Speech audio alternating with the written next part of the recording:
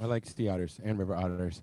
All right, good. I am going to be recording this, so please keep in mind when we have this discussion, like I was saying before you came on, Linwood and Steve, I want people to be as honest as they can, be vulnerable as they can, but we can only do that if we know that we are all respecting each other. We are all giving each other the space to say something that may not be what we want to hear, but no, it's not coming from a violent, negative, mean, licentious place.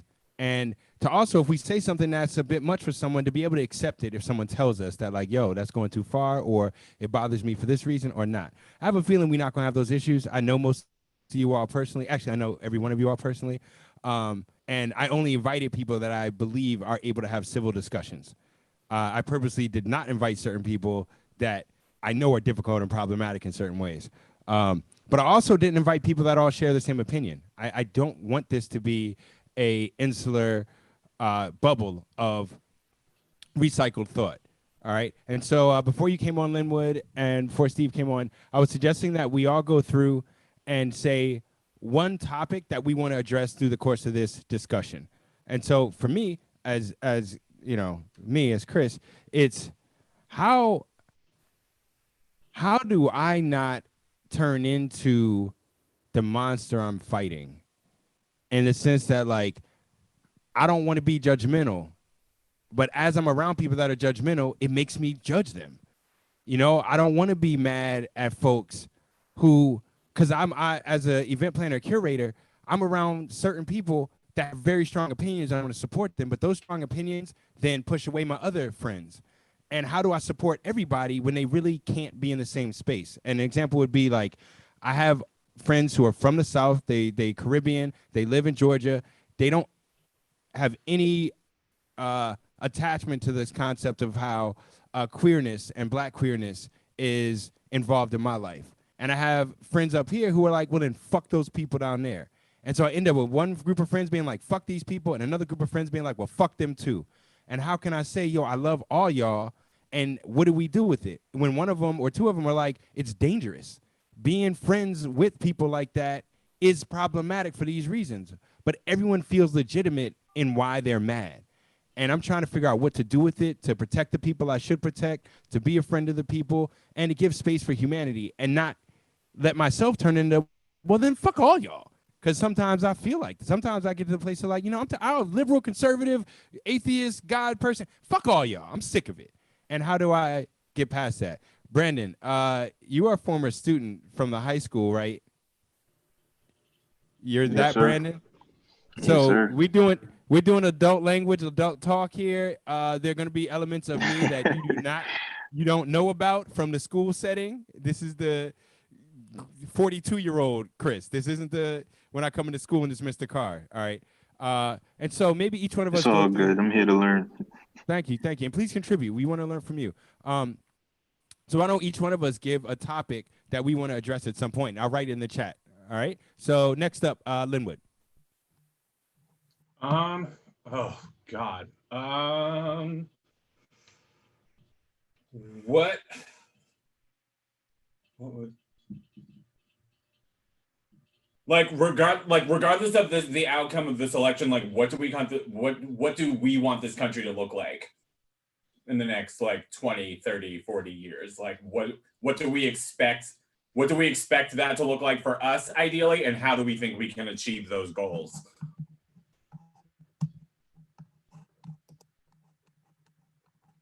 It's a really good one. Steve, how about you next? Well, you advertise a certain topic to, uh, which I think there's a lot of meat on the bones. But just the topic you introduced, it's kind of a conversation of philosophical and psychological. Why are we invested in other, in the opinions or the way other people set up the flag for their values? So there's a heck of a lot to talk about right there. So I could, I have all kinds of things in my mind at one thing. Most of the people in the group you admitted are thinking about many things: cultural, intellectual, historical, psychological. But there's a lot of meat on the bones of what you started out with, in my opinion. So there's plenty to just explore just on the agenda you set up. Well, I think that's really good, and that it does relate to what Linwood was saying, because part of politics is like, how do we address our individual needs, with group, and what do we want to see for everybody? And are we considering everybody? Are we considering ourselves? So is it important that we share certain similarities, or is it dangerous if we don't share certain similarities? So I think this is good. This is interwoven. Faye. Faye has to unmute. Can you come back to me? I'm just thinking of one. There you go. I can Audrey. go. Oh, okay, Melissa, go for it. I like that. I was gonna say, why would I ever think that the president of a country would represent anything I believe in? And if a president of our country, if it's not possible for a president of our country to represent me, who I am, my beliefs, etc., why am I involved?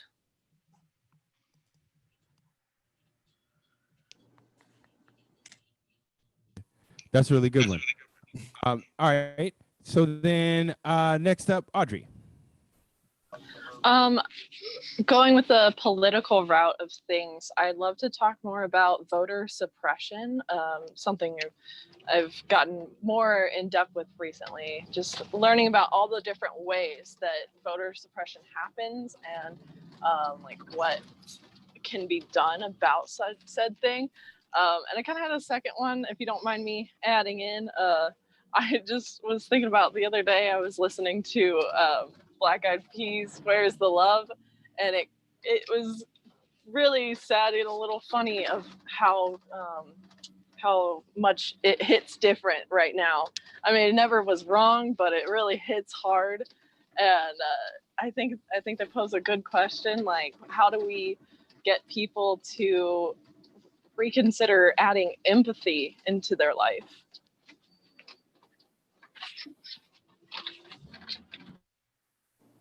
These are great. All right, awesome. And then Brandon. I would say that my question is mainly towards the elections. It would be followed by, if we are given the right or the opportunity to vote for the person who we seem most appropriate, why is it that when we vote for that person doesn't listen to our voice?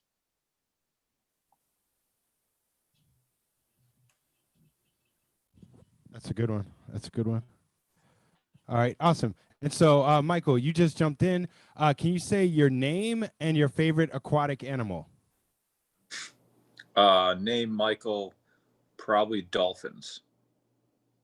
Awesome, awesome. And you missed a bit of the intro, but basically we are trying to be honest, authentic, vulnerable. So please, let's make sure we respect everybody. If someone says something you don't dig, you know, be able to give them the space that it wasn't intentionally like horrible, and but also feel free to acknowledge your boundaries. If there are some things people want to say and are nervous about, you can use the chat and send me a personal note, and I can bring it up to the group. Or if someone feels a certain way and doesn't want to say it to the group, you can send it to me and I can present it. Mike, what is one topic or issue you'd like to cover during this discussion? Don't really have any, to be honest. I like to throw my own whatever input in rather than guide the discussion with topics. But it's all, okay. I don't know, it's all a crapshoot. The whole thing is fucked. Okay, that's kind of all I have to say at this point. Okay. Faye, did you come up with anything? Yes, I did. On the back of, I think what some people were saying about voter suppression, I would like to talk about the efficacy of voting and whether it's even there's any point to it, because I don't really feel like there is anymore. And I know that's contentious. Well, just to throw in on the voter suppression thing, I think it was the governor or somebody in Pennsylvania is like dispatching the police force to combat voter suppression in a very real way. And like they're saying they even have like tactics, like people are investigating, you know, behind just the streets and people showing up to the polls with guns and stuff like that. So I think they're taking that part more seriously this year, at least in Pennsylvania. So with the number of people we have, it helps if someone's on video. If you can't be, I understand Audrey and Brandon, you might not want to be, because then you can see a person about to speak and try to give space to the people about to speak. Otherwise, we can use the little hand clap that's down here in the reactions part. If you see me put that little hand clap up there. Or you can just go like this. Yeah, or you can do something like that. Then we know that you want to speak, and then we can rock it out. I think so. So in a weird way, not to go in order, but the question before we get to like, well, where are we going with the country or whatever else, I guess gets in this idea of the voting part. And do we even have a representative government? Is it worth trying to vote for somebody? What should we do if we believe our elected officials don't represent us? Like, so I think it combines the three things, like something Melissa said, something that hold on, Brandon said, and something Faye and Michael brought up. And I don't have an answer. Like, at this point, I don't think anyone represents blackness at all when it comes to politicians. They haven't. I don't understand if you're a black woman or you're black trans or you're black queer, how you would have any faith in any of the two people who are running. But I also know why you would not want one more than the other. But that's not really sufficient for me to be excited about politics. The idea of voting for evil makes no sense to me. But what are our thoughts about that? About is there a purpose in voting? Why don't the officials respond to our needs? And what do we do when they don't follow through? That's basically, I think, the three-part question. Anyone have any thoughts here? Go for it, Linwood. Voting is essential. It is absolutely essential. We cannot, and before I even go there, and if I say anything that's super offensive, please let me know immediately, because I get super hype about a lot of topics, but about this one specifically. But democracy is not free. You have to actually work to maintain it. It is a vehicle, it is a muscle. You have to exercise it every chance you get, so it's as strong as it can be. And right now, we are not doing that, and that is why we are in the place that we are in. The largest block of people in this country are non-voters. And when you're not voting, what you are telling everyone is that you are okay with what is happening with the system currently, and it doesn't affect you. And like I said, I completely understand why people are dissuaded from voting and why they feel like why they're disenfranchised. But what they have to remember, and what I try to remind them, is that they want you to be disenfranchised because they know that your vote matters. And to go along with that, we vote these people into office because they tell us things that we want to hear about how we want this country to go. If they're not doing what we want them to do, we have to vote them out. We have to unanimously decide that this is not for the collective good, and we have to get rid of that person and move on. There are generally, you should never trust a politician. A politician's job is to tell you what you want to hear for them to get in office. There are some people that are in it for the actual betterment of everyone, and there are some people that are not. Sometimes you can tell who they are, and sometimes you can't. I believe it's our job to, just because once you get someone elected into office, we have to watch them and press them to make sure they get those things done, because we are their constituents. If they're not doing those things, then it's our job to get rid of them. So in terms of, I completely understand why a lot of people feel like they don't feel represented in our government, because a lot of people aren't. But it's our job as the collective to make sure that they are, so that everyone's voices can be heard. It's our politics, and our government is an extension of the people, and we the people have to decide that we want what's best for everyone, and we reflect that in the politics that we set forth. So if people feel like they're not being properly represented, they need to run for office. That's my opinion. No, I think it's a great survey. If I can amplify the one point about the non-voters, there's a somewhat eccentric political columnist who does a blog with about 40 people reading it. He said the people who aren't voting really are not non-voters. What they're doing is they're saying, I agree with what everybody else collectively decides. That's what a non-voter is really accomplishing, quote unquote. But hang on, you guys keep saying what non-voters are saying. Non-voters aren't saying anything. That's They the are. point. I think the point of what I said was the non. No. You are interpreting. There's a difference between what you are interpreting and what somebody is saying. Okay, fair enough. we should use the hand sign because this is already getting Yeah. exciting.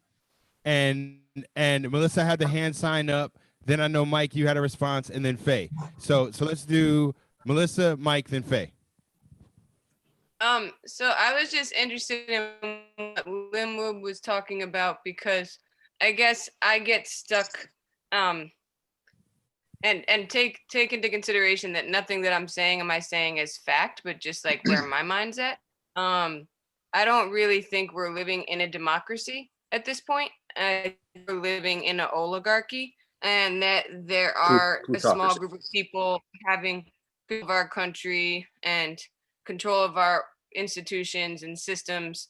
And for me, it doesn't feel that. Now, I'm also not against voting. I think voting is important. And what you said, Linwood, in terms of democracy, yes, like hugely important. But it gets trying when it doesn't feel like we actually are in a democracy. And when it feels like, even if everyone in the country voted, every single human, I'm not sure that at this point, with what I've been seeing, that I feel there still wouldn't be certain manipulations or hidden processes that are occurring because of this small group in power, things that none of us have any idea about. And again, I'm not like a huge conspiracy theorist either, but I guess I'm just putting out there that I get the understanding of an ideal democracy, but if we were to play with the idea that we are living in an oligarchy and not a democracy anymore, how does that change the way we look at what's happening? And for me, when I answer that question, I don't know if I think voting is the answer. I think that if that's the case, that we would have to do a lot more, that there might actually have to be like we're past the point of a vote meaning anything, and that what we would need to do to get to the next level would be a lot more extreme, to bring us back to a state where voting would be important. And so I kind of grapple with what does that mean? What kinds of extreme actions can be taken that I would be able to, stand behind or believe in, or that wouldn't just harm more people. And so just putting that out there into the group. That's good. Michael, then Faye. Yeah, I agree. I think the only difference is a plutocracy, not an oligarchy. I think whatever the technical difference is, but basically, yeah, it's all about money. And there is the democracy that we think we have is a total facade and has been for ages. And by voting, you are saying / I'm interpreting that you are agreeing with the system and agree to support it. And the minute you cast your vote, there's a certain righteousness about supporting democracy as we see it and know it. And you're on that side and team, and you frown at people not voting and think that interpret their actions as saying it's just a big fucking mess. So yeah, as far as radical actions, I think that if everybody or a very strong majority didn't vote, like say 90% or more, and we had that 90% sign a legitimate petition saying that the system is crap and it has been for ages, and if we had enough people march on Washington in support of that petition with no guns, problem solved. Because it's not, nothing about our political system is about the betterment of our country or humanity. It's about playing the dollars game to get more dollars to convince people to go to war for more dollars. Yeah. So. Okay, Faye, what were you thinking? Yes, well, more or less everything that Melissa and Michael just said, I agree with. Essentially, I believe in democracy, and I think this is what we have in common, even though we disagree on voting, is that we all believe that democracy is like critical to society functioning. But in my opinion as well, it's not democracy. We're not voting. The people who we're voting for aren't the people who are making decisions about what this country is doing. It's the rich people who are at the very top who pay those politicians. And we all know that. And we keep playing this game, even though we know that it's corrupt. And we keep trying to, every election, we're like, well, this year is going to be different. And this is like when Obama got in, this is Obama and he's going to change everything. And you can't change things because the system isn't like the system isn't built that way. It's like trying to heal something that really needs completely tearing down and redesigning. And I would be like, Chile voted to get rid of their constitution and rewrite the constitution and things like this. And I think that that's what like something radical like that would be required, because you know, the big oppressive things in society, like the military industrial complex, the prison industrial complex, every complex, none of these things, none of the politicians have any interest in taking any of those down. And Joe Biden, like, you know, he's not going to do anything about going to war all the time. He's probably just going to keep it as it is. And so I just think it's kind of madness to keep voting. But I do like, I know that is, like I said, I get so much anger from people like, this time it's really important if you do it this election because it's Trump, and it's like a special case this year because it's Trump. And it's kind of like, it's not really that different. I don't think Trump, I think Trump really just helps to shine a light on these things that are already broken in the system. Awesome. So real quick, a lot has been brought up. We already need to get a notebook. I can't keep up with all of it. I hope you all have some writing utensils. You can write down your If you're thoughts. recording this, it's fine. We can go back and find a stenographer. We're going to be okay. You can also transcribe it, yeah. You know, and be able to keep track of some of the points. One thing I'd want to challenge but agree with in Linwood saying the importance of voting, I definitely believe it is important. I think it's a tool and a way to get people in power who can make decisions for you.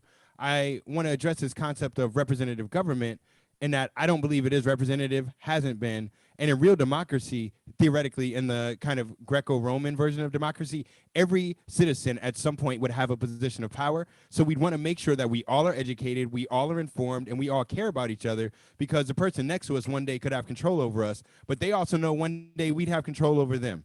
So we wouldn't have this huge imbalance. We don't have that type of representative democracy. We have an electoral college. We have the lobbyists. We have all these elements I think that Melissa is bringing up, in the sense that there's some hands we don't see that move the political sphere.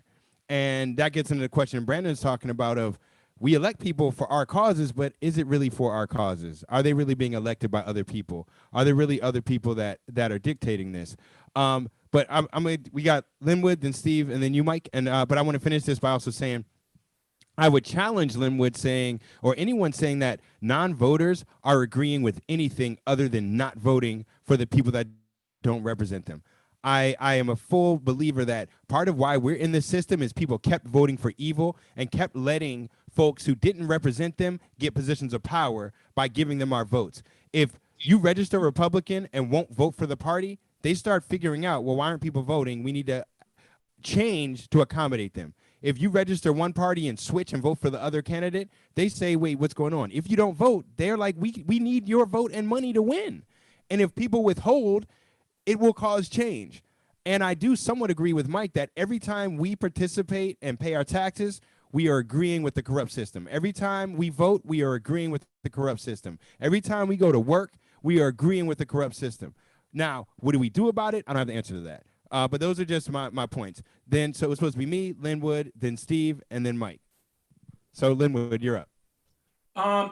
I completely understand where like everyone's coming from, because I too have been in a lot of those different positions. And what I would say to you guys about, like, no, we're not in a democracy right now. Anyone that's paying attention, that is very apparent. But that's why I think, like, there are certain aspects that we still have of a democracy left that I feel like are tools that we can still use. I'm not saying voting is the end all and be all. I'm saying voting is a tool. Voting is a way for us to let at least people know on, like, a documented level how we feel about that situation at the time, whether or not it goes our way or not. And then what we need to do after that is just ensure and be actively involved in these politicians' lives so they do what we want, and if they don't, we replace them. The reason why we're here now is because the people before us weren't doing that. American citizens fell into the ideal that other people were coming here because it was the land of opportunity and the land of freedom. So they slept on the freedom part and just kind of were happy with what was going on in their own lives, depending on what part of the structure they're in. My issue with not voting is that the system that we currently have isn't going to be broken up by people not voting. If everyone that wants dramatic change in a positive direction, and that includes me because I do want that, if we all decided to not vote, they're still going to vote. So they're people are going to be in, and their people are going to be making the laws that control our day-to-day lives. That's my issue with voting. It's a weapon that we have to use. All right, good. It will be Steve, then Michael, Melissa, then Faye. I wanted to pick up on Faye's insightful comment that maybe change the Constitution. We have to know where we are in order to know where we're going. For 230 years, none of us has ever voted for president. We voted in a rigged electoral college system where the state boundaries drawn to have a lot of people, and plus the Black people only being counted as 60%, but none of them were allowed to vote, but they were counted in order of the allocation of electoral college members in only southern states. So the founding fathers, you notice no mothers, they were explicitly bending over backwards to permanently disempower Black people for the indefinite future. That's what we've been living with for 230 years. So even though we know many more people are going to vote for Biden than Trump on Tuesday, that's why there's so much of a suspense, and why Trump isn't going to force himself in anyways. So we have a huge agenda that the Constitution has a heavy weight against liberty and democracy, even before we decide what to do and when. Good. So then, Michael. Yeah, I mean, like you're saying, Steve, the whole thing's fucked. Always has been fucked. Like, I don't know why we keep treating this joke like it's real or like it's good. And I mean, Linwood, I understand what you're saying about voting and it's a tool and this and that. Yeah, sure, kind of. But like, also, given that the whole thing is fucked, not really. Like, it's kind of just there to make you feel better. And Chris, as far as what you're saying about representation, like, you know, trans people or whatever, like, you want to see your face up there kind of thing. And I think, I mean, as cynical as it might sound, I think that's more of part of the problem, that like, we're not collectively looking for somebody who's going to just make the best decision for everybody. Like, we all want a say, we all want to be heard. It's all very selfish and stupid to my mind, like, to be honest. I mean, as long as like, I mean, I get why you want that. Like, what's been for ages is, you know, white power. So obviously you want to be represented if you're not involved in that. But like, if that's not the presiding power, then there doesn't really need to be the same individual representation that we think that this democracy is going to provide us, because it doesn't provide us, because that's the facade. So it's like a big loop stuck under the same umbrella, and rather than go out and change the umbrella, we're arguing, and not just us as a country, we're arguing within that same loop, while few people run away with all the money. That's how it's always been. So yeah. Okay, Melissa. I was just gonna say, less of a comment and more of a issue that I have in terms of or a question that I have is, like, I get really stuck between what Linwood thinks, and because I agree, Linwood, with the idea that it is a tool, and I also think there is a certain responsibility there. And then I also agree, like, in my own mind, I also look at the situation, and I personally think it would just be horrific to have the person in presidency now to continue. And so that makes me want to act. And then I also get stuck with what Chris is saying, like, really stuck with this idea of, you know, you shouldn't vote for somebody that you don't believe in, or you shouldn't vote for something that also promotes some of these things that your life's work is essentially fighting against, you know, prison industrial complex, violence, you know, war, lots of things. But the point being that I think, how do people figure that out? Like, what Chris is saying is valid completely from a moral standpoint. What Linwood is saying is also valid completely. What is someone supposed to do with that? Like, what do you do if you're, I mean, obviously you make your own decision and take risks, and, you know, I get what you do, but how, I would love to be convinced either way. It's just what I'm kind of saying. Like, one of the reasons I'm in this conversation is I would really love to see what the options are, considering both of those things. If that makes any sense. Sorry, it's Sunday and I'm a little out of it, but yeah. Yeah. So to address a couple of things, both can happen in my mind. Luckily, I'm in New York City, so I can and my family's in DC. I'm a registered voter in DC. I voted in more contentious elections.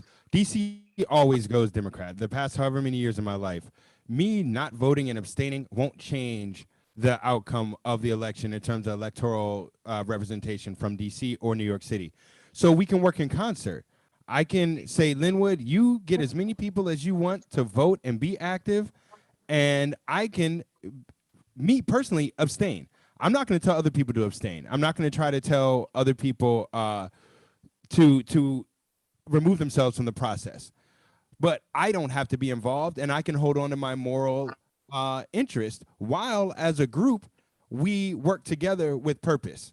And I can encourage people like Mike, in my mind, to like, is it really, really all fucked? More than the reality of we're born. Like humans and life and experience is already just weird.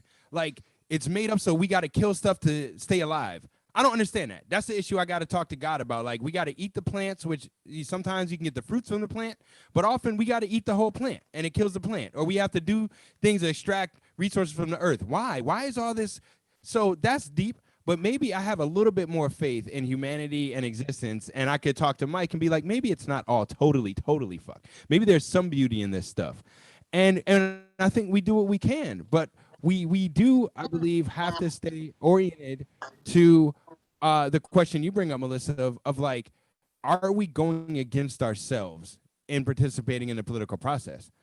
How do I feel by electing someone who will not take on the NRA? How will I feel electing someone who will go bomb a building and school kids and hospitals in countries with people that have nothing to do with me, never been a threat to me, have never in any way participated in my life? And where do we find that balance? And what happens when people in our community are fighting with us about this? I don't know how many times I've had people that I really share a lot of opinions with who are acting like I'm an asshole because I'm saying I don't want to vote for evil. And they don't think both people are evil. So we're not actually arguing. I'm not telling them their opinion is horrible, but they assume I am. So what do you do with it? So, all right, next up, I think we had, was it Linwood? I wrote down a bunch of notes, so feel free to cut me off at any point. What I would like, how I look at this in terms of voting, like, because I mean, I hear people in all aspects saying that they're not voting, but for me, I just have to ask myself, and I'm taking out the aspect of like us, because I'm also from like Maryland, so that's always generally a blue state for the most part. But like, so I like, even if I didn't vote and I live in New York like you do, it doesn't really matter because we're going blue anyway. But we unfortunately live in a caste system here. So like me not voting, or like Michael and Steve not voting and me not voting, or us dealing in this society on a day-to-day are on a completely different level. White males are at the top of the hierarchy, so they're going to have better lives no matter what's happening in this country. Me as a Black gay male, I'm going to be feeling it, and women are going to be feeling it worse. Black women are going to be feeling it worse. Indigenous women, and at like, in terms of that, at my end of the day, if I don't know which one I want to choose against, I look at the person that's being most affected and I see where they're going. Because if they're good, we're all good. That's how I feel about it in that aspect. And for me personally, like the way for us to create change, at least while dealing in the system, the time to have these conversations isn't days before an election. We have to be having these conversations immediately after, because if like it's Tuesday, Joe Biden's won by a landslide, the current president decides he's not going to contest it and it's over, and everything magically ended up smoothly, that's when people on like people that want dramatic change, that's when we all need to band together, and it's like, okay, so we have someone that we can at least argue with that will see some of our way to get us to have certain things so we can move the needle forward. But while that's happening, we need to form together. We need to get people out there running for office, get them in positions of power so they can affect the laws. We have to do what the Tea Party did. That's why we're in this position now, because the Tea Party figured out the only way we can get this done is if we move within the system that's currently going, which is why they attach themselves to the Republican Party. There needs to be, like, the far left needs to, like, people that want radical change in this country need to band together and start getting people into positions of power to get laws changed, to get themselves in a better standing in the current system. That's how, I mean, and I come from like a fraternity background in a college, and that's what my class, when we joined, like, we had these discussions before we joined. We said, there are more of us than there are of them. There are 4 of us, but we are the largest class. So if we vote together, we have the majority, so we can put ourselves into office to make change. What happened after we got elected? We had elections. All 4 of us got into positions that we wanted to get into, and we made change. And the fraternity was better because of it. That's what my head is thinking when I think in terms of this. I completely am for breaking down the structure. Unfortunately, I don't think now's the time. We have to make sure Joe Biden isn't to be elected to be a revolutionary. He's elected to maintain what little we have left, because if this goes the direction that it's currently going into, none of us are going to be in a good place at all. It's going to be dangerous for a lot of us to even live here. Like, and that's where my head is for that. Sorry for rambling. No, that's good. All right. So then Faye, then Melissa. That was a lot. So good points. Sorry. Good points. Oh, Sorry. No, yeah, and it's hard because on the one hand I agree with what you're saying. Like, I do think that America with Biden is definitely would be better without, than Trump. I think that's pretty clear. But then I'm also like, yeah, but it's like, it's kind of self-interest what you're saying, because you're saying my life is going to be better if this person is in power, versus like, for the good of humanity, the American system needs to be an actual democracy rather than the system. And I just kind of, I don't know, but I get what you're saying. It's very difficult. The thing I wanted to say there was that there is a similar sentiment on the right about mistrust of the government, overreach of the government, spending money on war and all these kind of things, which is why I feel like there is, there's common ground that we can all find. And then the other thing obviously is like, it's not fair for me to impose my very radical views on people who don't want to do that. But then I also think that I don't know. I think it's very difficult. It's just very difficult because representation is really kind of. I mean, I think most people are voting for what their self-interest. I don't know how many people are really thinking about what's better for everybody. I don't know, because I feel like even like left radical people, it's like, well, it would be better for me if the world was this way. And that's difficult, yeah. But what else do I want to say? Yeah, that's all I want to say. Quick question before Melissa jumps in.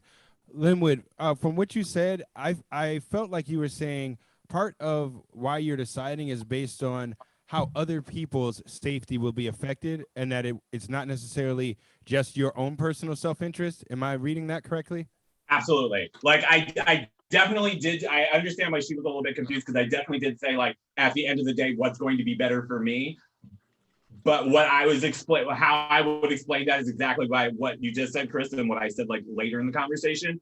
I know that because I'm low on the totem pole, that if I'm doing well, everyone above me is doing well. So I look for those people. And then at that same instance, I still look at those same candidates, and I'm thinking, how is the life of a Black woman going to be improved, or at the very least maintained at this point, by who's going to be in office? So or like, how are Indigenous women, like, whose life is going to make their life better, currently the same, or exponentially worse? And right now, I think, yeah, that's how Okay. if that makes sense. But Okay. I think that what you're missing is that when you vote for Biden, there's a whole load of people who are going to suffer. So anybody who lives in any country where America is waging war is still going to suffer. Anybody who is going to be affected by climate change and whatever he doesn't going to do is suffer. And it's But like who's going to it's not, suffer the it's not least? just enough to be Sorry. so microscopic. Okay, hold on. So this is good. We can table this because now we're getting into a larger, like, global issue. Initially, we're talking with us kind of domestically. But hold on, let me get to Melissa, then Michael, and we can pivot. Actually, Chris, I had just been putting up a thumbs up to what something Linwood said way back, which I think I got misplaced for a hand. But Oh, okay. just to say, since I did get put on the list, I agree with what Linwood's saying here. I do. That is a very hard point to argue in the current situation, trying to think about, like, unfortunately, which scenario is going to be less worse, if that makes sense. And so I do see how that's like a reality that we're living in. It still gets really fuzzy when put next to what Chris is originally saying about how can you feel okay with yourself when you know that you're voting for something that doesn't represent any of the positives that you're looking towards. So I still get stuck, but I'll just put that out there again. Okay. Mike, do you have any thoughts?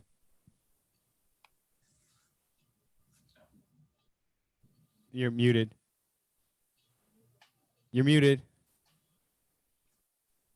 We can't hear you. There we go. Yeah. Yeah. All right. So you were talking about with the nature and consumption thing being the basis of all of it. So yes, we are made to consume and reproduce, but we don't necessarily have to destroy. And that's kind of where we take things. That's like that extra level that is just shitty that we keep going for because we think it's necessary and it's not. So that's what politics is surrounded on. The American politics anyway, is, to my mind, it's the global self-interest, pushing capitalism, slavery on other people to have it cycle back to, money for us and all that shit. Why are we still waging war at all? Like, I think the whole idea of conquering the world at this point has faded away, and we don't really have any Napoleons out there anymore. So, like, I don't know. If we move to green energy, we don't really need oil. So I don't know what we're doing in the Middle East other than that. As far as like the whole system being fucked, it is. I mean, lobbyists and all that. Like, I mean, Linwood, I appreciate the sentiment of changing things to a smaller level and the whole, fraternity idea, and you get into power and you make changes. Yeah, it works on small levels, but like when the presiding power is shit and it's fed, then like you're kind of dancing in place, patting yourself on the back, which is cool, and maybe you're making your life better for a few other people for a few years. But overall, the shit continues because that's the presiding truth. And until that stops, it's all going to keep going how it is. I think that was it. Now, real quick, as a counterpoint, I would like to say, like, I was in college when George Bush got into office. I saw how one person could change the next 20 years of the world. And so I am a believer that you get into certain positions of power, you affect the world. Now, I think what Mike is kind of implying is no one who actually would change it towards where we'd like it to go will end up in that position of power, or that you get rinsed out of whatever belief, attachment, or community orientation you'd have before you get to these levels of power. Again, I can't really fight against a person's cynicism. I understand why a person would look at the world and politics and be like, we've seen the pattern. It's not just cynicism, it's historical. But saying Bush changed the world for 20 years, like maybe anybody in that position would have had to respond to the terrain in the same way. You know what I'm saying? Sorry, I want to make sure we get to Lynn and Faye, and also want to introduce Eli after we get through Faye, and we'll probably pivot. I'm not sure how we'll ever know that. And I had a friend come over last night, and he got in an argument because someone said, something about the coronavirus, and he made the mistake of being in a room of 5 people drinking that all are pro-Biden and saying, whether it was Trump or not, we would all been fucked. And they were like, what are you talking about? It's because of Trump. And he was like, it's not because of Trump. Anyone in power would have messed it up. Our government's a certain way. The way we don't listen to healthcare is a certain way. It's not about Trump. And they immediately were like, you're being pro-Trump, and couldn't listen to the argument. So I understand what you're saying, that like there's a mechanism, there's a system. It doesn't matter who drives the car. It's going where it's going. I get what you're saying. I'm not sure, though, if like, because Bush's brother was a governor. He wouldn't have been able to, who could another person have stolen the election?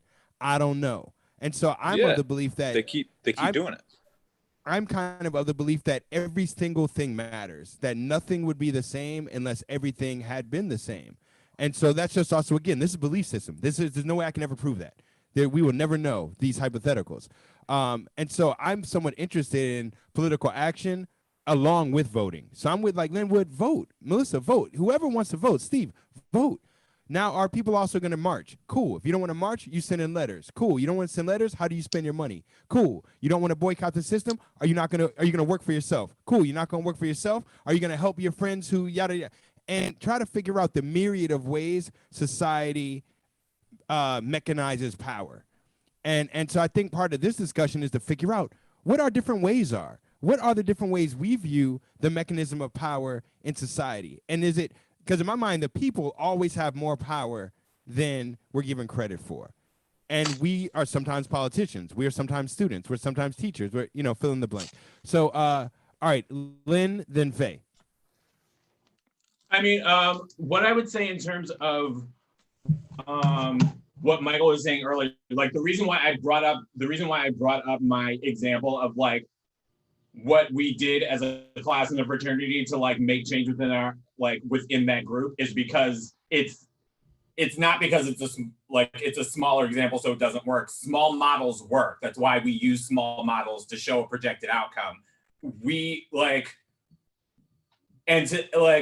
Did Bush change what happened? Like what happened in terms of like how things shifted? Absolutely. And is the current president any different to a certain degree? Yes and no. Like the same sentiments that he's doing have been happening before. They've definitely happened with other presidents. The reason why he's different is because he's being blatantly obvious about it, and he doesn't give a fuck. And while he doesn't give a fuck, they are slowly dismantling every system of government that we have so they can maintain their power. This didn't start with him. This didn't start with either Bush. This didn't start with Reagan. This shit started when the religious right decided in the 70s, we want these things to happen, so we're going to throw money into politics and get politicians in to do what we want. That's how long this takes. So when I say that we have to get these people, we have to have these conversations the day after the election. We need to get these people into office so they can move in positions of power so we can vote the way we want them to vote and get the change that we want. This is a long haul. Bureaucracy is slow as fuck, but there are things that we can do with the people that don't necessarily lean completely our way, accomplish through them to get our means done at a faster rate. Like Steve was having this conversation, Steve said this earlier, we haven't been voting in a true democracy because we have an electoral college. There's a process to go through for us to actually eradicate the electoral college. So we need to get the steps done to get those people into those offices to remove the electoral college. And then we can get other things done on top of that. And we just have to slowly, like what he was saying earlier, what Chris was saying earlier, like voting isn't the only option, but it's a tool. 5 tools equal a fist, and that's when you make change. We have to use every tool we have available. Everyone has to be everywhere so we can all come together and knock all this shit down and build it the way we want it to be built. And in terms of what Faye said earlier, like, I'm not a person that believes that we're currently in a lesser of two evil situations, because I think there's a vast difference between the two people that are running for president. However, unfortunately, if you are, that's how you should be thinking about this in terms of who to vote for, who's going to cause the least amount of damage. Sometimes that's where we're at. And unfortunately, that's where we are. if we had voted differently if things had gone differently in the last election, for her plus or her minuses, I do think we would be in a significantly better situation at the moment because she actually knew how to govern. Whether or not people agree with her politics, I understand, but like at the very least, we know she had a plan for pandemics. So we actually wouldn't be in this position right now because she would have stocked the tools that we needed to make sure our doctors were okay. So we would have actually been in a significantly safer place because she was actually prepared for it, as opposed to someone that lied to the American people but told a reporter on the side, this is actually dangerous, but I'm not going to tell them that so they can go out and do their thing. Like there are things that we can measure just by the policies or lack of policies that were had by either one of them. Okay. Faye, what are your thoughts? Essentially, I think that one of Hillary Clinton's favorite phrases she always used to use was change has to be slow and orderly. And it's something that is like, it's rammed into us. So we keep participating in this system. It's like, well, if I let people and we can change the small area, yada, yada, yada. What would be better if we had free healthcare in this country when the pandemic came? And Hillary Clinton would never have done anything anywhere towards that. There would have been some kind of middle ground, but it's like, yeah, these things are true evils that she was never going to address. And I think it's just like, I think that it's not like a good enough answer for me to say change must be slow and orderly, because while we're taking all that time to do these changes that are really necessary, so many people are dying across the world because of these things. And so many people are essentially, my interest is liberty and freedom, and are people free? And I don't think that this is a free society for so many different reasons, and that's what we have to address. And it's just, although you can say voting is a tool, it's definitely a tool, but I think the problem is that it's too much emphasis is put on it as if it's going to magically change things. And what really, really, really will change things isn't politics, it's mass action. Like, it's people en masse doing things together to put some kind of rod in the system and stop it from working, and to hurt the rich economically. And there's lots of non-violent ways that can be done. It doesn't have to be violent. And in my opinion, that's where we should be putting our energy. And that's grassroots organizing, it's decentralization, it's all these other things that in my mind are about not participating in the system anymore and just saying if it's not fair, then we're not doing this anymore. Good. So this is awesome. I mean, y'all are going in. I wanted to introduce one of the homies I've known for a number of years. And I also wanted to ask Brandon, because like I'm in one age group. Steve has another experience growing up in New York. Brandon is in the early 20s, I believe, or right around 21 years old. What is your take on all this? How, now that you have been able to, this will probably be your first election, right? Are you there, Brandon? Oh, you're on mute if you are. All right. Well, hopefully I'll be able to bring Brandon in, because I'd love to know his perspective. I think he was texting saying he's having some internet problems. So okay. He maybe he's in and out because it keeps cutting out. But there he is again. So he might just be having some problems. Brandon, if you are in here, I would love to hear your perspective, of your opinion of now what this political landscape looks like with you being able to participate in it. Yeah, I'm here. The connection was messing up, but all honesty, not trying to disrespect anybody, but I honestly don't really care about politics. Like, as a Black man, I'm saying this because, like, what Chris mentioned earlier, it's morally, like, the way how I view it. If somebody jumps in a car, like whoever we vote to get into the car is just gonna drive. Like, no matter what the passengers say, like, if we want to go left, the driver might go right. Like, I feel like whoever we vote for, and another thing that Michael mentioned too, it's also about the paycheck. Like, I don't know. I'm all like, I'm just gathering the information that you guys are saying, but I don't know. I'm really not into politics too much like that, but it's a good discussion. Do you think the decisions made by politics still affect your life, Brandon, or that you can affect the people that affect your life? I think both. Honestly, I think both because if society is telling us that we have to, follow these laws and go by this, we have to go by that because there's consequences. But also there is like communities that have a voice, but that voice it goes far, but it will never go too far without there being something that's holding them back from actually really making up a voice, if that makes sense. Okay, okay. All right, that's dope. I'm gonna intro Eli and then Melissa, I'll have you give a little comment. Eli, let's have you say your name and one of the topics that you wanted to discuss, and I'll put it in our list to make sure we get to. Yeah, name is Eli, and I guess I was wanted to touch on politics. Or what specifically what was on your mind or interest you? Well, everything basically, because as far as like a political system, when we think about a political system, like American politics was basically what most people was talking about here.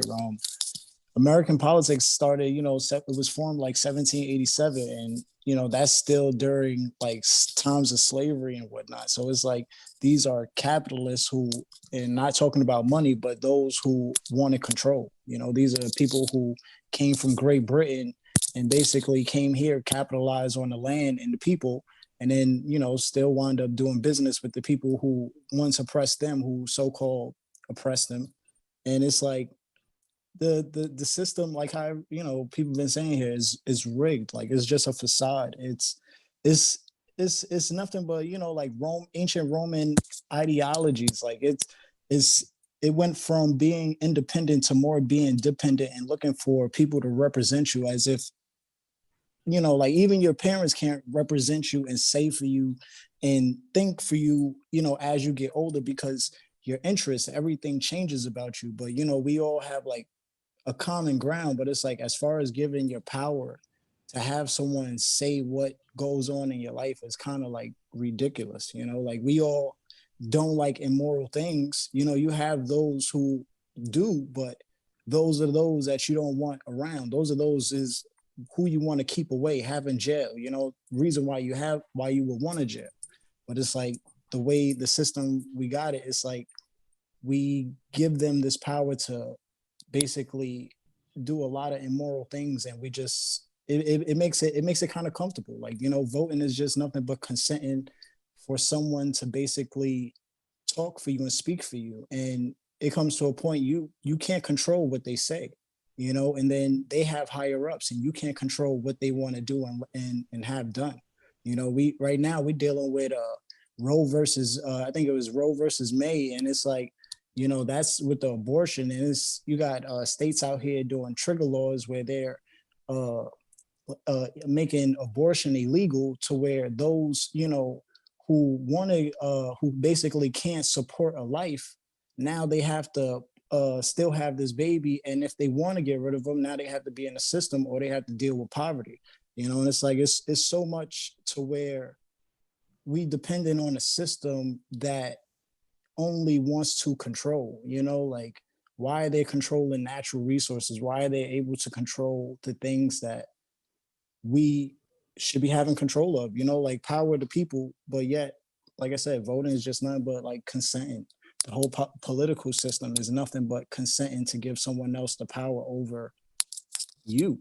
We supposed to be able to have the knowledge of self and knowledge of law, of the universe, the law of the land, the law, biology, everything. Like we supposed to be knowing these things and not dependent on those to basically, like I said, have that type of control. All right. Yeah, that's a really good point, and I appreciate you saying that. And I think the idea is I want to get to Melissa because you made a really good point about how schools, with students opting out of school, it doesn't change the system, and it doesn't seem to benefit any of the parties involved by opting out. Can you say what you were going to say, Melissa? Yeah, I was going to say, because I really like what Faye was saying, ideally, and it seems to me that within the world of activism, which obviously isn't the mainstream, but within that world, kind of what she's talking about, this idea of freedom and some of the ideas around opting out of a system that's broken are some of the mainstream activist ideas that we see. And you know, I don't have anything against them at all. I think they're good. But it does, I always do look at a school as a microcosm in a certain way of the larger society, because there are some similar dynamics. And so kids have been opting out of school since it began, but so much more since it became, you know, a public entity, less of a community endeavor. And what ends up happening is it kind of gives the people in control more control and more ability to punish. And so it's interesting, even when you've seen students uprise against, for example, a principal, or staff uprise against a corrupt principal, or any model, any specific model of that idea of uprising against the powers that be with the school, then you see the narrative gets changed by the oppressive group, and the kids or the staff punished, whether it be fired, suspended, a narrative about that's incorrect, even by the larger society. And so it's just interesting. So again, that's another place I find myself getting stuck. And I guess I keep getting stuck because that's what builds apathy, is like this idea of just constantly hitting these walls where, yes, this idea is good. This idea is good. I get it. Yes. Okay. And then you find the wall again. And then you know, it's full circle all the time, with each perspective that we're sharing. And it's so hard. Like, so that's, you know, so I'm just bringing up the school. Like, I guess I'm just, my point of being here today also to like share, like, yes, yes, yes. And here's where I get stuck. And here's where other people do. And therefore we get this apathy, this apathetic nature of, I just don't know what to do, so forget it. That was it. Sorry, were you going to say Linwood? In terms of like what you were talking about, in terms of like apathy, and also I think it was Brandon earlier that was just talking about how like he doesn't really like do politics so much. Like I like in terms of like both of those, the reason why I'm so active in it, and the reason why I think that we vehemently have to go against the system with all of the tools that we have, and the reason why I am so active in politics is because whether or not I'm paying attention to politics is paying attention to me. Like that's not something, I don't think, we're not at a point where we can opt out of that in a large enough community to where it would actually break down the system so we could fix it again. Like, it happened in Iceland, and I think Chile just like got rid of their constitution, and that's absolutely amazing. We're not there yet, but I believe that we can get to the point where we can get there. But while we are in the system that we are, I think we can make the system better until we eventually get rid of it altogether. Like in 2011, that was the Marriage Equality Act. Up until that point, it wasn't legal for me to be married in this country. It was illegal. Like 2013, that's when they got rid of all sodomy laws. There were 13 states in this country where I could have gotten arrested and thrown in jail just for having sex. That's crazy to me. But because of the fact that we put people in office that were like, I'm actually not okay with that. We need to get rid of those laws. They got rid of those laws, and now now I'm in a better place because of that. Black lesbians are in a better place because of that. Gay people across the country are in a better place because of that. So we like, while once again, like while you guys were saying, like, I completely understand why we shouldn't, like, why people are like assuaged from it, but we have to remember that it's not assuaged from us. And in terms of education, schools are definitely a microcosm of what's happening in this country, and you have to look at what's happening at whose schools. Some schools are being significantly better funded than other schools, and that goes into how we live our daily lives. If I had a house that needed to be appraised, I know I would take all of my photographs out of my home, I would replace them with white photographs of white people, and I would bring in a best white friend to come in and show the house, because they're probably going to get the house appraised for another $60,000, $70,000 more than if I did it myself. Like, But if we like get people into office to make that sort of thing illegal, and we enact those laws, and not only enact them but make sure that they're enforced, that's when we get into a better place with those positions. We just have to like, until we get to a point where we're Iceland and we're like, you know what, fuck all of this, you all are going, I think we can still move things along and make them better within the system that we're currently in. I think that's a really good point, and that's where I can't argue with you. My issue is neither candidate right now is saying universal health care in the way I would want it. Being a person where I just finished my immunotherapy, I have 3.5 years more of MRIs and scans and shit that costs $1,000 for a half hour of medical treatment. I don't have that money. And so I would want a politician that got up there and said, universal health care for all people, and we're going after these insurance companies. Insurance is one of the biggest scams in economics in this country on all facets. They never pay out. They manipulate the market so that when people didn't have insurance, the hospitals couldn't charge certain amounts because no one would be able to afford it. Once insurance came in the game, the hospitals can jack up the price, but they're then fighting against the fact that insurance won't pay out. And no one takes on the insurance companies.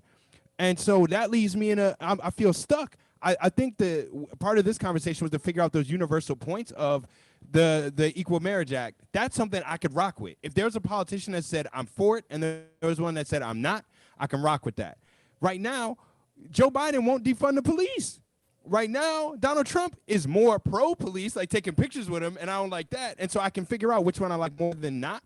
But I'm still looking like, where is the cat that is going to get me this health care I need and hold it down and get these insurance companies? I got stacks of mail from an insurance company that decides whether or not I owe $3,000 for 1 day of treatment versus not. And that's power, I think, back to what Eli was saying of like, I never gave these insurance companies no power. I never agreed to none of this, but it happened before I got here. And that's when we're talking about systemic, institutionalized oppression and issues. So one of the reasons I wanted to have this discussion was to identify our issues, but also say, so now what? Because I don't really disagree with you, Linwood. I don't, you know what I'm saying? We on the same page, but our method of action differs, or our method of how we approach it, or how we looking at the airport, which landing strip are we coming in on? And I'm tired of arguing when we actually are kind of in alignment. And I don't mean arguing with you, like you and I get along. I got you. You know, but like the universal us. So that's just something I was thinking. Okay, with Faye, had you had your hand up, or did I misread that? Yeah. So it was Faye, then Michael.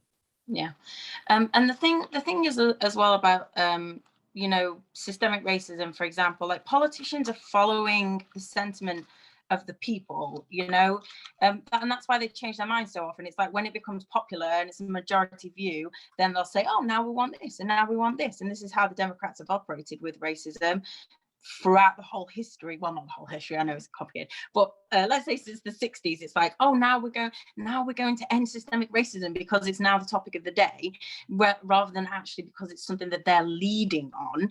And so it's not really, I don't really think it's the sense that like, I just think it's that problem is something that has to be solved in between people, and that's something that can be solved through communicating and dialogue and all these other things, rather than like, oh, this person's going to go up there and fix everything.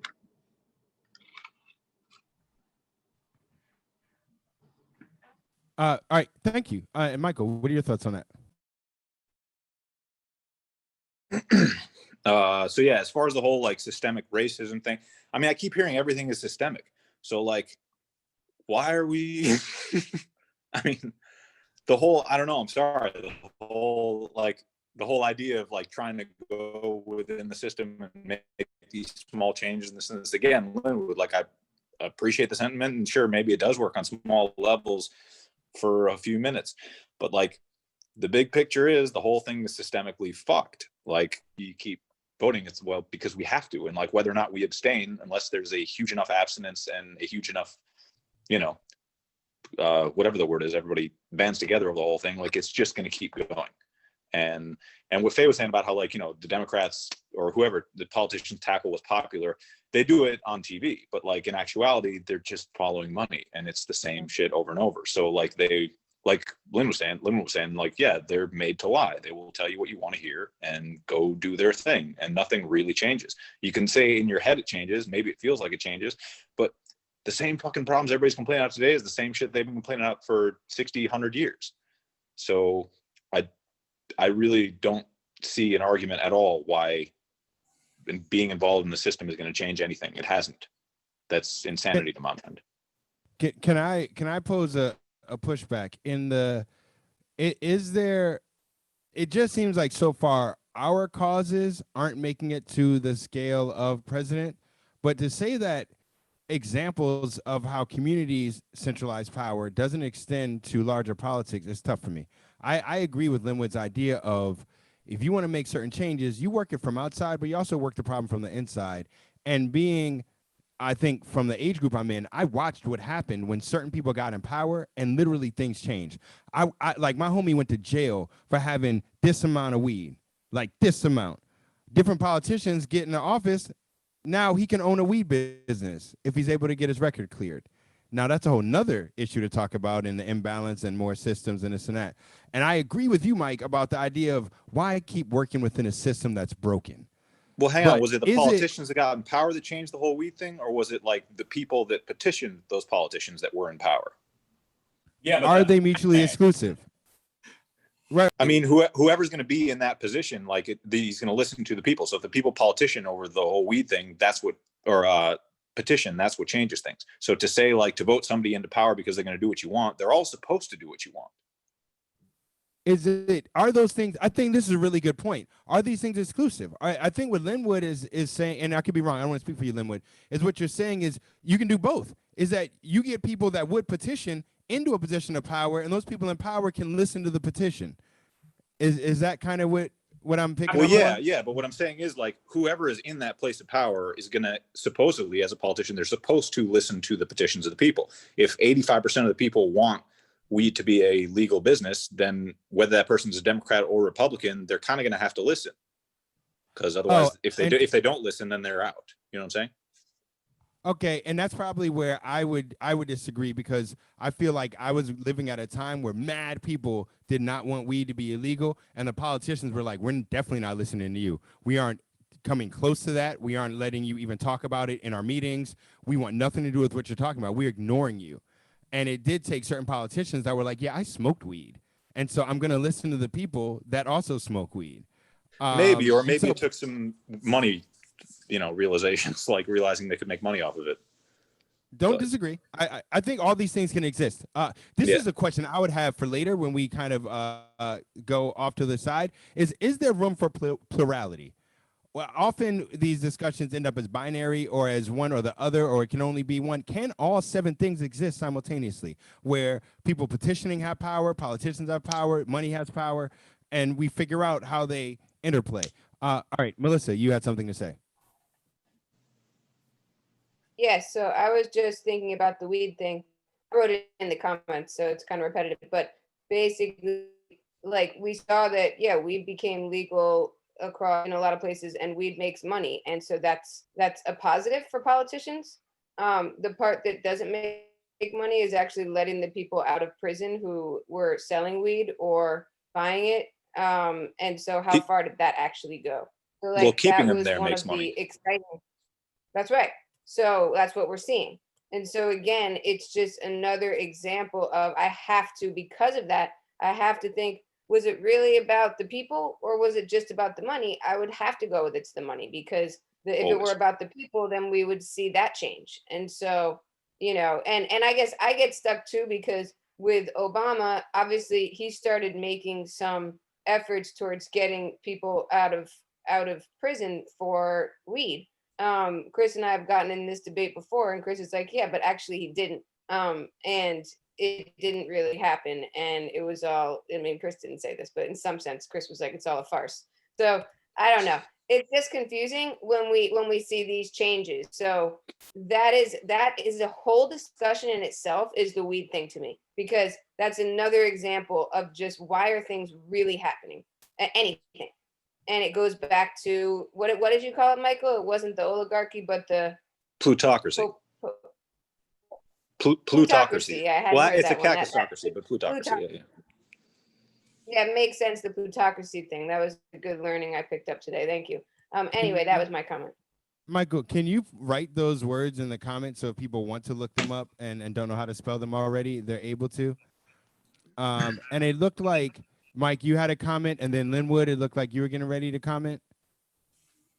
And so, Mike, did you have something to say, or am I bugging here? Well, yeah, just about the we thing. Yeah, I mean, like Melissa was saying, the politicians only give a shit about the money, so it's not about the people. The people care about the people. So, listen to the petitions as if, and again, call it legal weed, but we're gonna. So, like you said, Chris, it's both. I mean, the plurality exists, but politics is only about money, so that's why it's got to go. Okay. Linwood, what were you gonna say? Where do I want to start first? Well, first of all, I just have to kind of like interject from a comment that was made earlier. Like 5 or 6 minutes after I had given you guys like 2 prime examples of how governance has literally effectively changed my life on a day-to-day basis, Michael, you said we can't say basically nothing ever changes, so why bother going into the system like that? Like, what I'm telling you is that I'm a living, breathing example of what that looks like. Like, I have seen in my living lifetime politicians work to a way to achieve something that made my life better and more equal than yours. But what we have to remember in terms of that and how that was placed is that just because your life didn't change doesn't mean nothing happened. There are things that are going to be happening to other groups in this country that I'm not a part of that are happening in a positive way. And I have to look at that as a positive inclination for me as well, even though it doesn't affect me directly. Like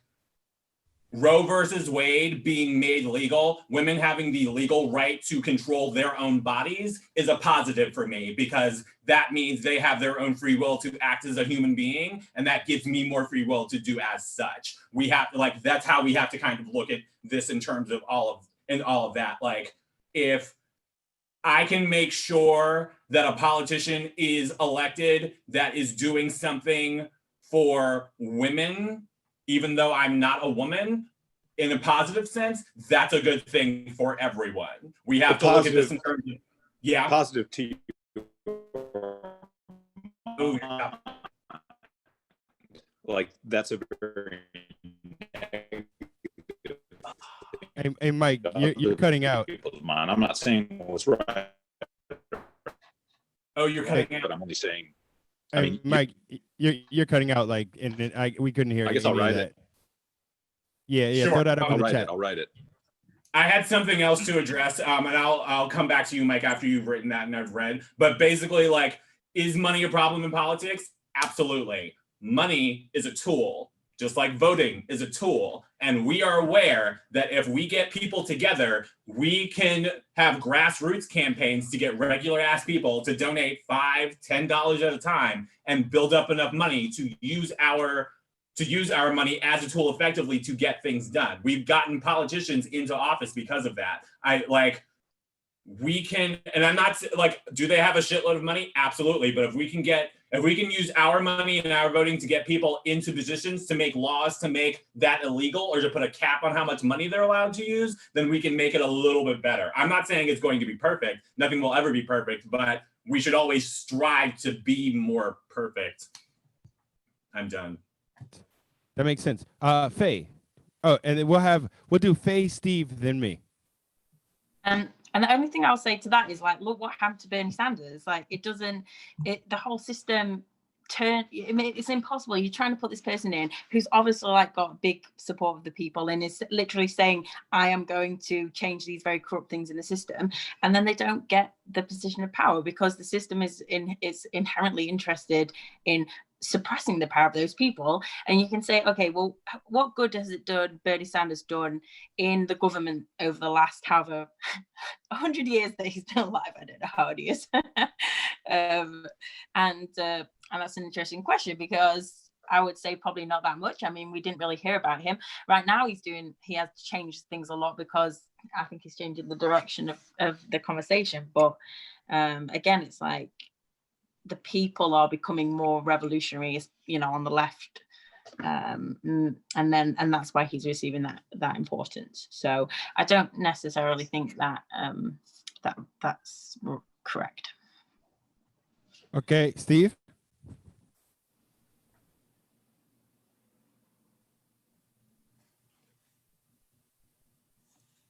You're on mute, Your Steve. mic. You're Your muted. mic. You're muted. There we go. How's that? Am I coming through? Yeah. Yep, coming through. I wanted to first thank Brandon for citing some very persuasive examples of why incrementalism can be more than trivial or minor. And then I'd like to also bring in the way the natural world works is heavily involved in rates and flows and increases by small degrees. So that that gives a certain additional legitimacy to not just ruling out the value of incremental change. Now, when I think about Roosevelt winning a landslide in 1932, that was after 12 years of Republican administration. Then, are we not qualitatively better off from the set of incremental changes instituted in the 30s and 40s? What would our world be like with no Medicare, no Medicaid, no Social Security? That's a non-trivial change. I totally agree. I think depending on, and I think what we're getting into is scope, and I like this in that I think for what Michael's talking about on such a large scope, some of these things that seem to be a benefit are benefit to us, our community, people like us, and there are people that don't agree with it. Now, I may say that it doesn't harm those people. Other people, when it like people getting married, no one's harmed by more people getting married. I do understand a perspective that if you are from a certain religious background and you believe that abortion is murder, that allowing it is dangerous to you. Not my place to say. Like, that's just not really an argument I'm going to focus on. But I understand why people take that point of view. But I also see that's why they vote heavy. That's why they go out and they advocate. And that I understand Linwood's point of that means we need to vote and we need to advocate for what's important to us because other people are. And that's also, I think, I wanted to say earlier when Eli came in and he was saying, why do we give power to people? That's the beauty of all this. And this gets back to the Plato and the Republic and the philosopher kings of what happens when we have so many people that our tribe, our clan, our small family groups of community aren't the ones that dictate what happens to us. When we end up with millions of people that need to administrate resource management, health, sewage, housing, all these processes, and it's always bad. That's kind of like one of the early philosophical understandings is that humans always get that wrong. What are the best ways to try to do it? Is it representative government of democracy? Is it aristocracy? Is it oligarchy? Is it dictatorship? Is it anarchy? And we've never found a solution that makes everyone happy on a large scale. And so I think it's fascinating that we keep trying and we keep trying to use historical references. And there are people that say capitalism is the best way to try to do it. I probably am along with Eli to where it's like workers should own the means of production. If you work on stuff, you should not be getting paid this percentage of it while the person that sits in the office somewhere else gets paid this amount of it. But again, that's my perspective in being a black man and seeing what happens with imbalance. If I were on the side of getting the imbalance, I might say, well, capitalism is working really well right now. Look at all the growth my family's had. And so that's also what we're dealing with is none of us are going to have the same shared experience. And so it's fascinating. And I wanted to address something Steve brought up. Do I have a problem with the Electoral College? Part of me likes the idea that because there's so many people in California, maybe they shouldn't be able to have so much control by numbers to people in Wisconsin and New Mexico or North Dakota, and that part of our democracy or our Constitution was to protect the minority from the majority, and that majority vote could actually be very dangerous, and that there is a purpose of having an electoral college. Again, this is theory because we don't know. We didn't try both.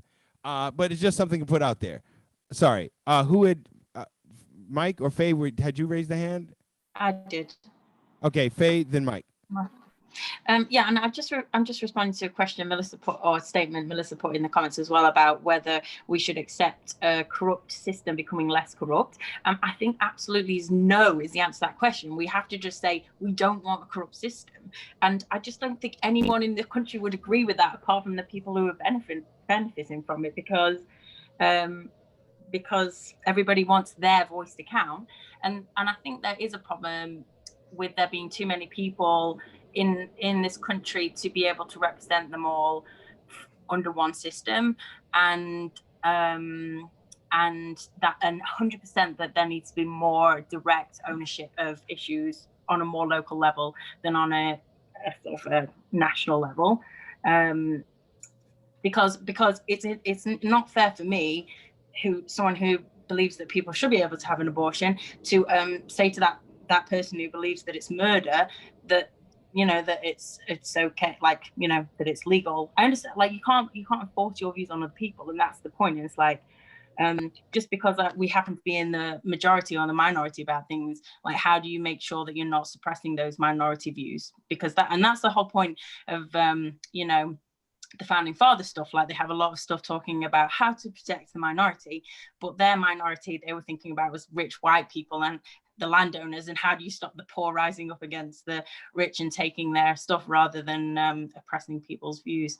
So I would probably, like, I'm kind of a fan of decentralization and the idea that people should be able to set up anarchist jurisdictions in a way where they can have some sort of their own rules for how they want to live. Because I think if that's kind of what America is to me. If someone wants to go and like live in the Wild West and kill people, go and do it in your little plot of land over there. But I don't know. Okay. Linwood, your thoughts? I have a couple running through my head. So like I guess my question is this, and it's kind of like a spin-off of like the question that I like posed to the group in general, but like if you guys aren't for the system, and I completely understand that, and you want to move to a place where we have a different type of government, like different type of government or different type of governance at all, where do you want to go? Like what do you want this to look like? How do you think we can get there, and how long do you think it will take? And what should we do about it in the meantime?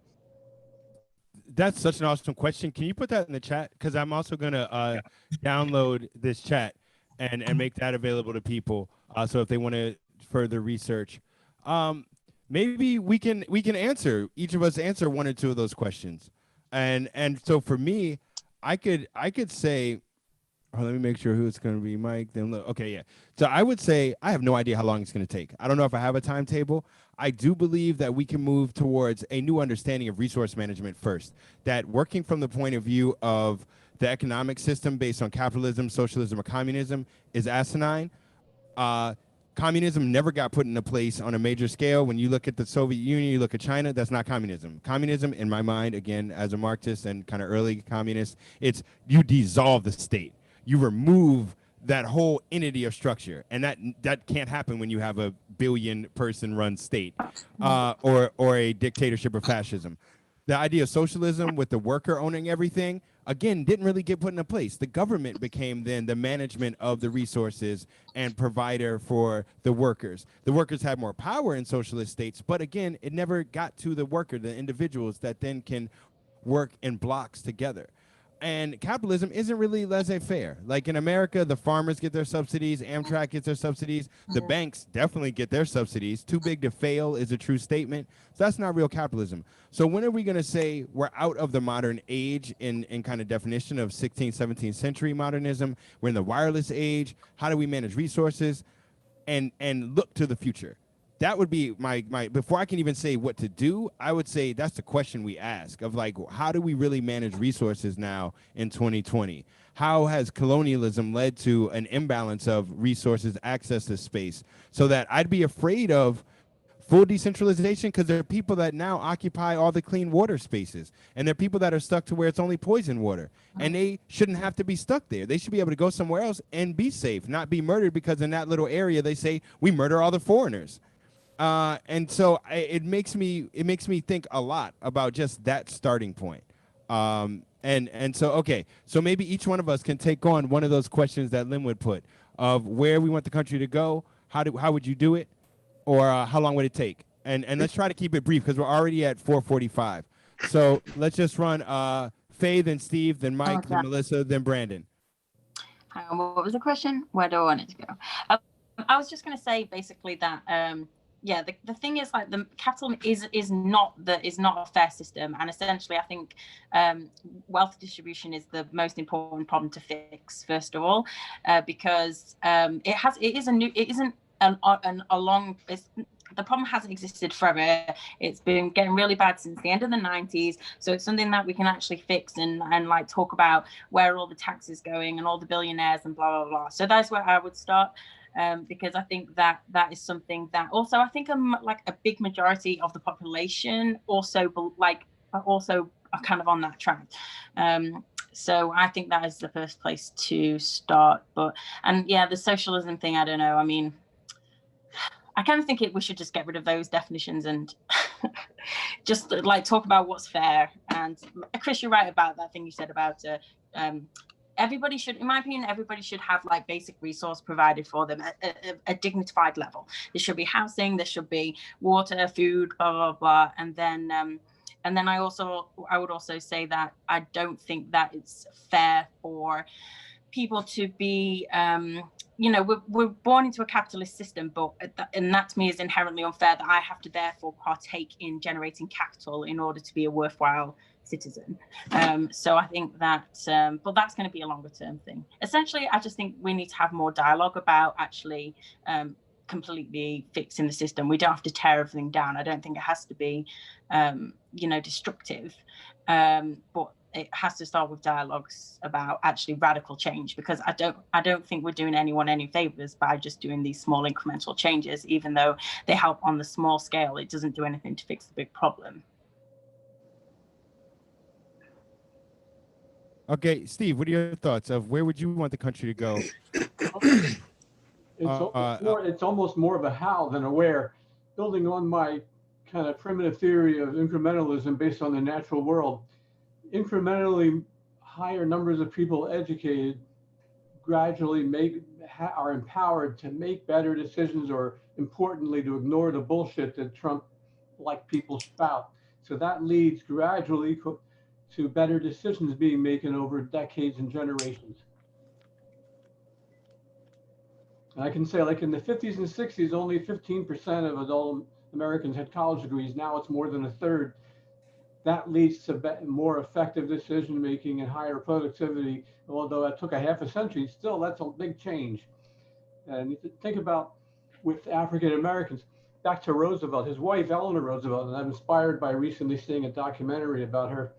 She was forcefully barnstormed the whole country, arguing for more civil rights and choosing things that are symbolic but unforgettable, like resigning from the Daughters of American Revolution when they wouldn't let Marian Anderson sing in her concert hall, and instead sponsoring a huge, in 1939, tens of thousands of people gathered in front of the Lincoln Memorial to hear Marian Anderson sing. And you can see that on YouTube.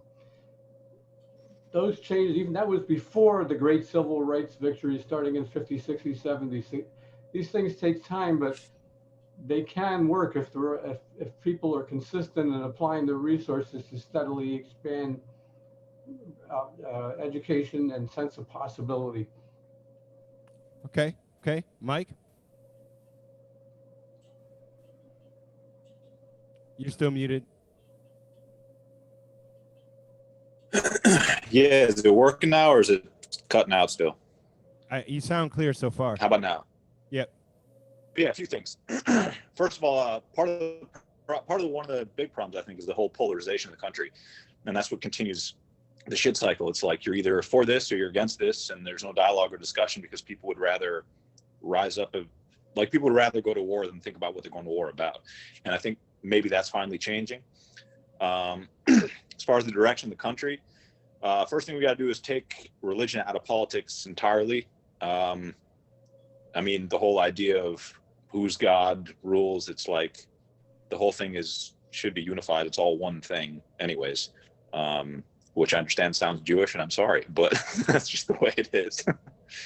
I mean, yeah, the whole idea of interpreting what God wants, like God wants my people to do this, and like the whole right-wing white Christian stuff. It's like, no, that's not it at all from any standpoint, if you think about it. As far as Chris, what you were saying about water and, you know, clean water, land, and people being stuck with all that in Detroit.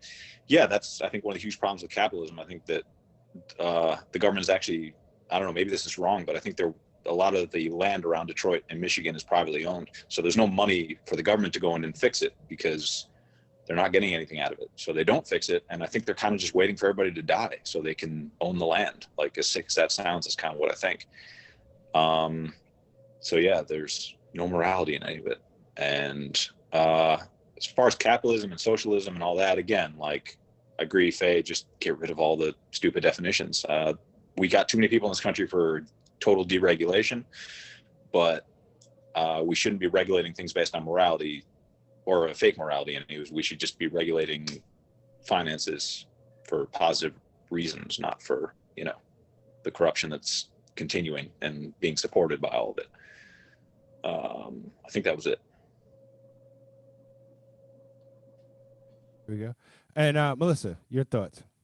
I think Linwood brings up a really good question, and I can confidently say I don't know, except for I could tell you in different facets what I think where I'd want to see the country go, like the small parts, I can break those down. In terms of the larger aspect, I'm really interested in having more discussions about that because aligned with what Nebula mentioned, and what Chris talked about, you know, these discussions about communism, socialism, capitalism, they're outdated at this point, and so many things have been reinvented and those things were invented themselves. I'm interested in what, for example, a panel of people that highly included Native American and indigenous groups in this country, that included Black folks in this country, that included Latinx folks in this country. What I'm really interested in seeing where they would want to go. I think Native Americans have been left out of the conversation for way too long, and it has to be given back. So those kind of starting points. I also think the literature, like, I'd love to continue conversations like this with a little bit of literature. Every time I get into this question that Lim would pose, it seems to be a definitional approach or problem, because everyone has their learning of communism, socialism, capitalism, and their own perspectives, which are fair. But most people don't even agree on what those definitions are to begin with. And it would be nice to like see a syllabus of sorts and really dive into it. And I think it needs to start with like, okay, we have chosen to agree on some of these pieces of literature as a starting point for the discussion, so that we can really dive into what each of those things might bring for the society, how they could collaborate, where there might be some intersectionality between those different ways of doing things, and then get the voices we need here. I definitely am just, I'll say it just the last time, I just can't understand how we continue to have these conversations without getting Native American communities involved. And that doesn't mean, you know, maybe some of them don't want to be involved. Okay, but we got to figure out a way to give it back to them. So if I were to say now, what do I want to do now? What's one thing? Well, I'd like to get land back to Native Americans to begin with, and some ownership of idea back. And I'd also like to start with some real definitions so we can have a conversation that integrates and starts from a place of you know, not arguing about what's what. Now, we have about another 5 minutes left in the 2 hours, and I want to give people like a chance to say some closing remarks, like maybe a minute or two per person. And I would propose this though, and this is being difficult. If we are in a representative environment, there's a reason why Native Americans have very little input. They make up less than 3% of the country now because of genocide. And so how do you manage for lack of representation because of lack of population due to violence and historical systemic issues and hegemony? they can't in this country, and this is where it also gets interesting. I don't want to start this of why certain communities, and I'm going to say European presenting Jewish folks, make up such a small percentage of the country, yet do have access to power, and Native Americans don't. So that's something maybe for a later discussion, and how to incorporate that, and how to then understand how to get small groups of people lots of power. Because I'm, as a black person, I'm interested. I want to know, like, how do you end up getting Native Americans some power? How do you end up getting queer folks and trans folks and people that may not be the most visible power? And on one other note, something else he said. It'll come back to me. But so why don't we go through and everyone do their closing part, and give us a final, not argument, but just something for us to leave with, and we can start with Linwood, and then we'll go Faith, Steve, Mike, Melissa, and hopefully I remember what I was going to say.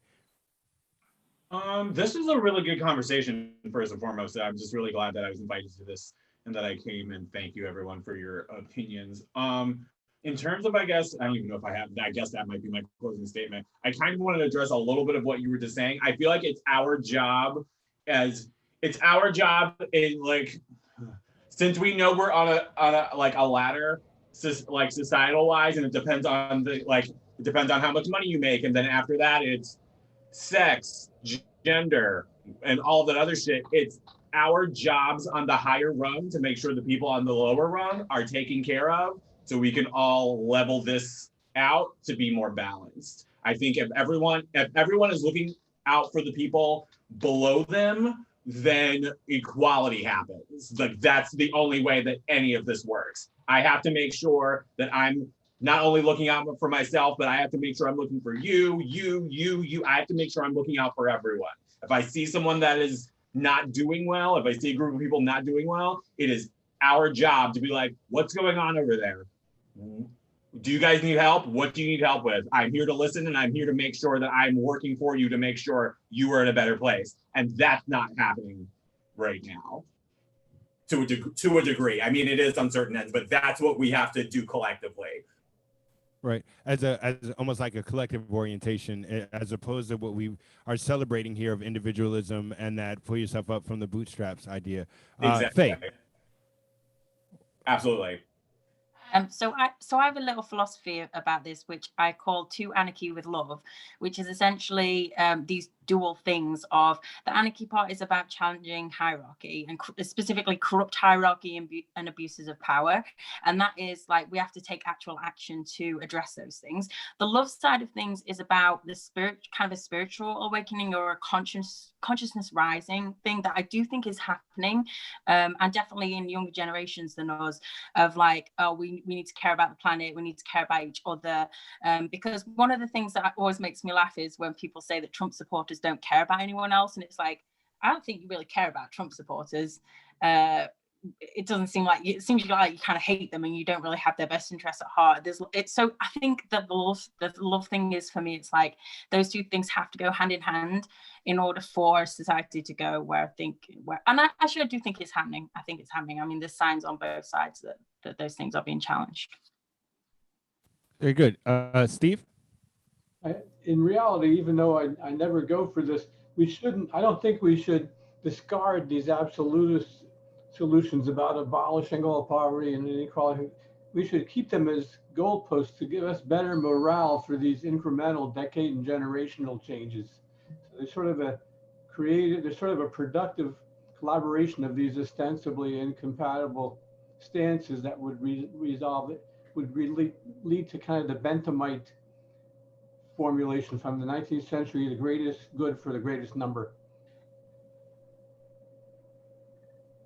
See, Faye, Michael? Faye should relate to Bentham, right? That's one of your people. Michael? Yeah. What Faye was talking about, awesome. I also think it's happening. And I think the whole Trump effect is actually helping it in a way. Like, he allows people to express their hate, and it's kind of getting snuffed out because it's coming to the surface. And I think what we got to keep in mind is that really only 10% of the country at most likes the guy. I mean, if you think about it, 20% of the country voted for him, if you look at the whole pie chart thing.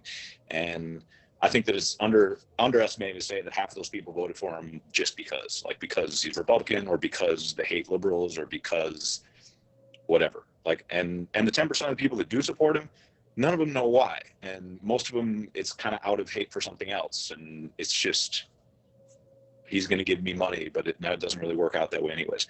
So yeah, I think I appreciate the shit show that he's produced for just by way of, you know, chaos theory. Chaos produces a better order. So hopefully that's what's happening. Seems like it. He's a catalyst for change for sure. Melissa, your closing statements. Just for closing, I would just say I really appreciate all the different perspectives here today.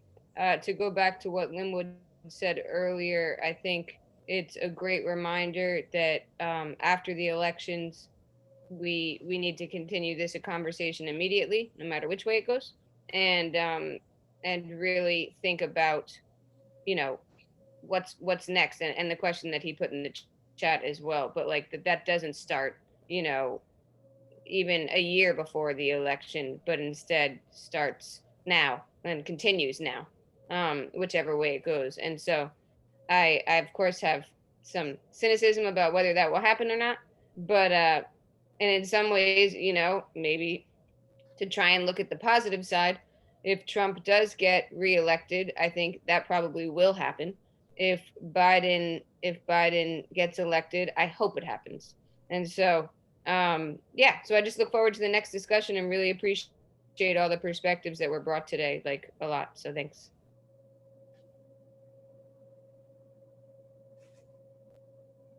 Can't hear you, Chris. Okay. All right. You can yell at me. You know, it's cool. Hey, I wasn't yelling at you, Chris. I'm just joshing you. Maybe it So sounded like that.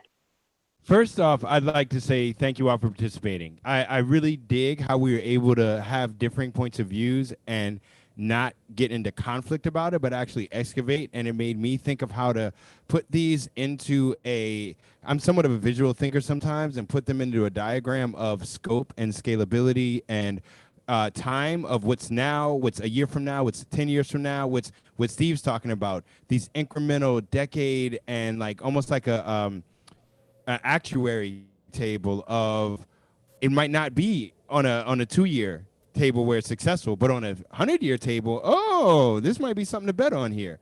And so it's something to think about. Now, I did start this with, I was going to read some of my book, Thoughts on Angry Black Man. I'm already too hyped. I'm not really angry right now. You all did such a great job. I'm not going to read from it, but I will tell you what made me angry. I'm going to be honest. I want to say thank you, and I want to recognize you all's participation, but I'm fucking mad because hundreds of people get on my goddamn Facebook posts and argue with each other and say mean shit to each other and go on long ass diatribes and would not participate in this conversation.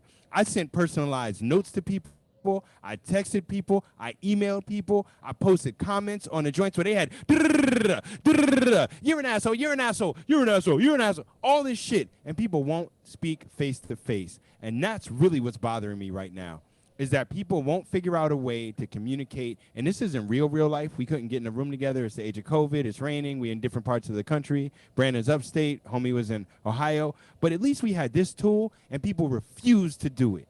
And that's what's making me mad. Cats be sitting behind their computer and just typing away at other people, and it's random pot shots. It's cheap. It's ducks in a barrel. And I don't like it. And so, all right, I got that out. I can feel good again. And say thank you all for participating. Thank you all for putting in the time, because that's another thing. Cats want to, let me take this 7 minutes, go hard on the internet, and not worry about it again. No, let's take this 2 hours, because this is nothing. It's going to take us days and weeks and months and years, and what Steve's talking about, of it's work, it's effort.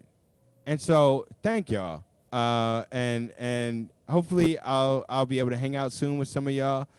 Shout out to Mike. For people that don't know, I stayed with Mike when I went out to Colorado, and I stayed in his RV and had a good time chatting and met the folks.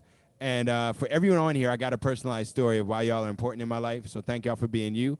And I'm also, honestly, I personally sent notes to black women. They're not here. And they're going to be people like, you did this whole talk, you didn't have no black women involved. I'm trying. I'm working on it. Maybe I didn't go hard enough. Maybe I need to do better to extend really direct personal invitations to people. There aren't indigenous folks on this chat. I don't have many folks who participated that would say they identify as Latinx. So I got to do more work to get people involved, but I did try, and I'm wondering why cats don't show up sometimes. And I understand some people like, I don't want to talk no more. I'm over talking. I don't want to be on the internet no more about it. So I get it, but it does frustrate me that when given opportunities, how come it's the same 5 people that always show up? Now, I'm glad y'all always show up. Keep showing up. But it also is like, come on, man. All right? So peace and love to everybody. Enjoy your rainy day, or if it's sunny where you are. And hopefully I'll see y'all soon. Bye-bye. I'm going to save this chat. Thank you. Let me make sure I save this chat before we close this. And then I'm going to save the recording. Good. Chat is saved. And I'll try to send out the recording in the chat to everybody. All right, y'all? All right. Peace. Bye. Thank you. Bye.